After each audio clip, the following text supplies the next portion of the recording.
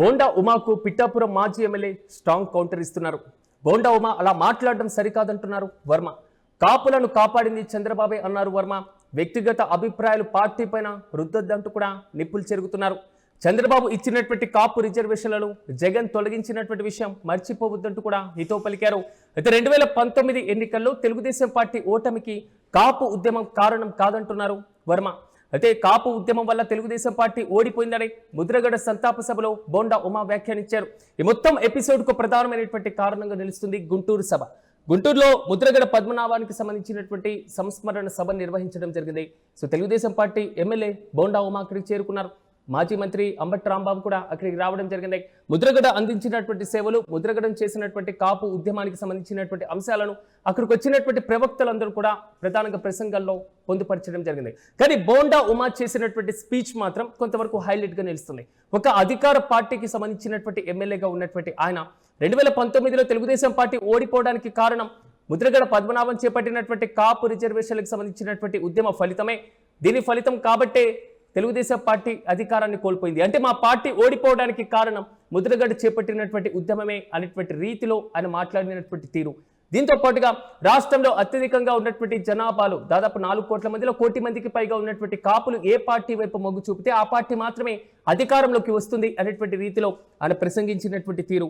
మాజీ మంత్రి అంబటి రాంబాబును ఆయన ఆలింగనం చేసుకోవడం, ఆయనతో సరదాగా సంభాషించడం, ముచ్చటించడం, అసలు పలు వేదికల పైన గొడ్డలి పార్టీ అంటూ పదే విమర్శించేటువంటి కూటమి నాయకులు, తెలుగుదేశం పార్టీ నాయకులు క్షేత్రస్థాయిలో అదే పార్టీకి సంబంధించినటువంటి నాయకులతో కలిసి కలివిరిగా ఉండడం అసలు ఎలాంటి సంకేతాలు వెళ్తాయంటూ కూడా ముఖ్యమంత్రి చంద్రబాబు ఇప్పటికే ఆగ్రహం వ్యక్తం చేసినటువంటి సందర్భాన్ని మనం చూసాం.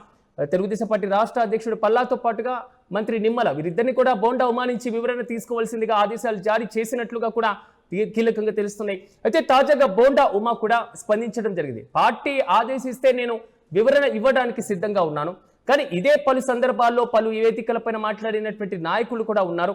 రాష్ట్రంలో కాపులు ఆగ్రహంగా ఉన్నారు, కాపులతో పెట్టుకుంటే సరికాదు అనేటువంటి రీతిలో ధోరణిలో ఆయన మాట్లాడినటువంటి తీరు. ఇంతకీ బోండా ఉమా ఏమన్నారో ఓసారి విందాం. 19లో అధికార మార్పిడి జరిగిందని కూడా 2019లో అధికార మార్పిడి జరిగిందని కూడా తెలియజేస్తా ఉన్నాం. మేము అధికారం కోల్పోయాం 2019లో. ఆ 2019లో మేము అధికారం కోల్పోవటానికి ముఖ్యమైన కారణం ముద్రగడ్డ పద్మనాభం గారి ఉద్యమం అని కూడా తెలియజేస్తా ఉన్నాం. అంటే ఈ కాపు సామాజిక వర్గం ఎటువైపు నిల్చుంటే అటువైపు ప్రభుత్వాలు వస్తాయి. రాష్ట్రంలో 5 కోట్ల జనాభాలో 1 కోటి మంది పైగా ఉన్నటువంటి బలిజాస్, కాపు, తూర్పు కాపు, ఒంటరి ఈ సామాజిక వర్గాలు అధికారాన్ని డిసైడ్ చేస్తాయి. వీళ్ళని అన్ని రకాలుగా వాళ్ళకి న్యాయపరమైనటువంటి సమస్యలు ఇందాక దాసరి రాము గారు చెప్పాడు. ఇంకా చాలా టైం ఉంది, ఇంకా చాలా సమస్యలు ఉన్నాయి. ఇంకా మన పెద్దలు చెప్పారు కొంతమంది. ఇవాళే విజయవాడలో కూడా చందు జనార్దన్ గారు వాళ్ళు, మన అజ్జా రామకృష్ణ గారు, గాళ్ళ సుబ్రహ్మణ్యం గారు ఇప్పుడే ప్రెస్ మీట్ కూడా పెట్టారు. వాళ్ళు అంటే కాపుల్లో ఒక అలజడి అయితే రాష్ట్ర వ్యాప్తంగా మొదలైంది. ఆ అలజడిని పట్టించుకోవాల్సిన అవసరం ఉంది. వాళ్ళ ఆక్రమణని అర్థం చేసుకోవాల్సిన అవసరం ఉంది. కాబట్టి ఆ పరిస్థితుల్ని, వాళ్ళ న్యాయపరమైనటువంటి కాపు సామాజిక వర్గ న్యాయపరమైన డిమాండ్లని తప్పనిసరిగా అధిష్టానం దృష్టికి తీసుకెళ్తాం. అధిష్టానం దృష్టిలో తీసుకెళ్లి ఉన్నటువంటి ఆర్థిక పరిస్థితుల్లో మరి ఇచ్చినటువంటి హామీలకు అనుగుణంగా ఎంతవరకు చేయగలుగుతామో అంతవరకు చేయటానికి కృషి చేస్తామని కూడా ఈ ముద్రగడ్డ పద్మనాభం గారి సంస్కరణ సభ ద్వారా మీ అందరికీ తెలియజేస్తా ఉన్నాం. ది బోండా ఉమా చేసినటువంటి కామెంట్స్. దీనికి పిఠాపురం మాజీ ఎమ్మెల్యే తెలుగుదేశం పార్టీ కీలక నేత వర్మ స్ట్రాంగ్ కౌంటర్ ఇస్తున్నారు. బోండా ఉమా అసలు అలా మాట్లాడడం సరికాదు. కాపులను కాపాడింది చంద్రబాబే కదా, వ్యక్తిగత అభిప్రాయాలను పార్టీ పైన రుద్దాల్సినటువంటి అవసరం ఎందుకు వచ్చిందంటూ కూడా ఆయన నిప్పులు చెరుగుతున్నారు.